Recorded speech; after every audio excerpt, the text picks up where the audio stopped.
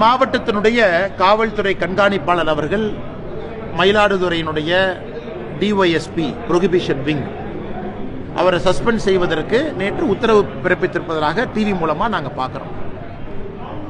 அந்த மயிலாடுதுறையினுடைய அந்த particular DYSP அவங்க பேசும் பொழுது டெப்டி சூப்பரண்ட் ஆஃப் போலீஸ் ரெண்டு விஷயத்தை சொன்னாங்க.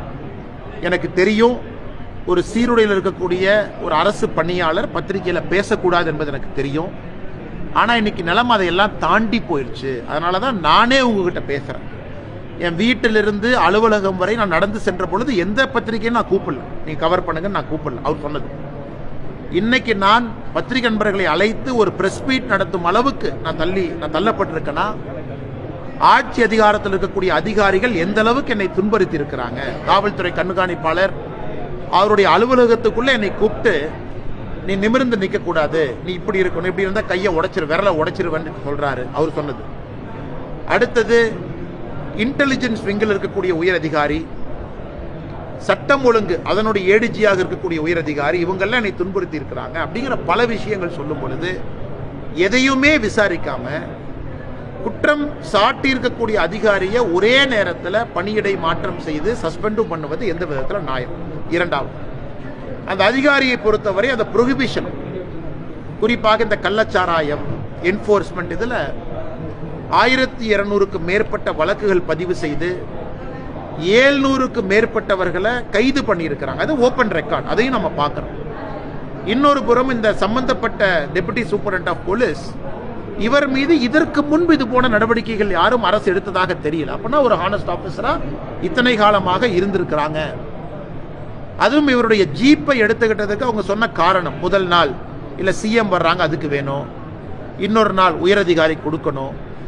எப்ப தமிழகத்தில் நேர்மையாக இருக்கக்கூடிய அரசு அதிகாரி யூனிஃபார்மோடு ரோட்டில் நடந்து சென்று அவருடைய அலுவலகத்துக்கு போறாங்களோ அன்னைக்கு அட்மினிஸ்ட்ரேஷன் கொலாப்ஸ் ஆயிருச்சுன்னு அர்த்தங்கய்யா.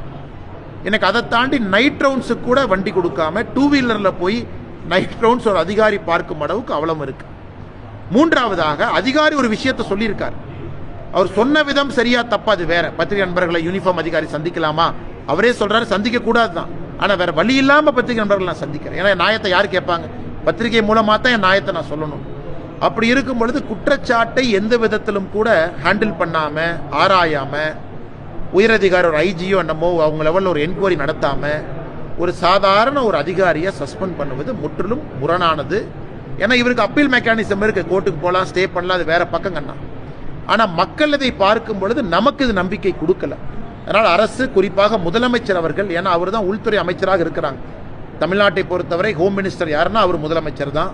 அவர் நேரடியாக இதில் தலையிட்டு அந்த சம்பந்தப்பட்ட டெபுட்டி சூப்பரண்ட் ஆஃப் போலீஸ் அவர்களுக்கு நியாயமும் நீதியும் கொடுப்பதற்கு உதவி செய்யணும்.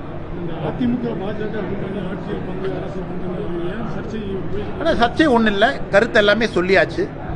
எல்லாருடைய கருத்தும் பொதுவெளியில் இருக்கு. இதுல சர்ச்சைக்கெல்லாம் ஒண்ணுமே இல்லை. எல்லோரும் ஒரே புள்ளிகள் இணைந்திருக்கின்றோம். திராவிட முன்னேற்ற கழகத்தை வீழ்த்த வேண்டும் என்கின்ற ஒரே புள்ளிகளை இணைந்திருக்கின்றோம்.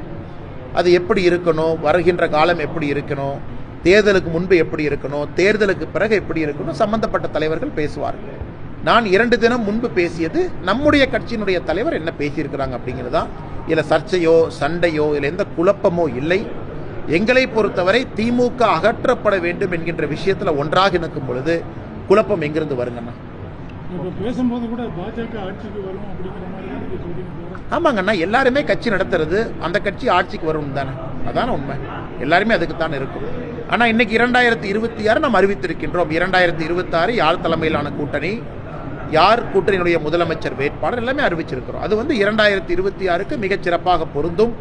அது 2 கட்சிகளும் ஒன்றாக இணைந்து, நம்முடைய உள்துறை அமைச்சர் அமித்ஷா அவர்கள், எதிர்கட்சி தலைவராக இருக்கக்கூடிய எடப்பாடி பழனிசாமி அவர்கள் எல்லாரும் ஒன்றாக இணைஞ்சு அறிவிச்சிருக்கிறாங்க. ஸோ 2026 பொறுத்த வரைக்கும் எந்த கன்ஃபியூஷன் இல்லைங்கண்ணா. அதே நேரத்தில் திமுகவை அகற்ற வேண்டும் என்கின்ற ஒரு ஒற்றை இலக்கில் இருக்கும் பொழுது குழப்பமும் இருப்பதாக நான் பார்க்கிறேன். இதில் குறிப்பாக இன்னொரு பக்கம் பார்த்தீங்கன்னா, காங்கிரஸ் கட்சி கருவீரர் காமராஜர் ஐயாவை கேவலப்படுத்திய பிறகு இருக்கலாமா போலாமான்னு அவங்க ஒட்டிக்கிட்டு இருக்கிறாங்க. திருமாவளவன் நடத்தக்கூடிய அரசியல் கட்சி மாநாட்டுக்கு அவருக்கே அனுமதி இல்லை, இது கொடுமை. கொடி நடுவதற்கு அனுமதி இல்லை. கம்யூனிஸ்ட் கட்சிகளுக்கும் அதே பிரச்சனை தான். அவர்களும் இன்னைக்கு அரசு கிரிட்டிசைஸ் பண்ணிக்கிட்டே கூட்டணியில் இருக்கிறாங்க. அது போன்ற குழப்பமெல்லாம் இந்த கூட்டணியில் எங்கேயும் இல்லை இல்லைங்கண்ணா.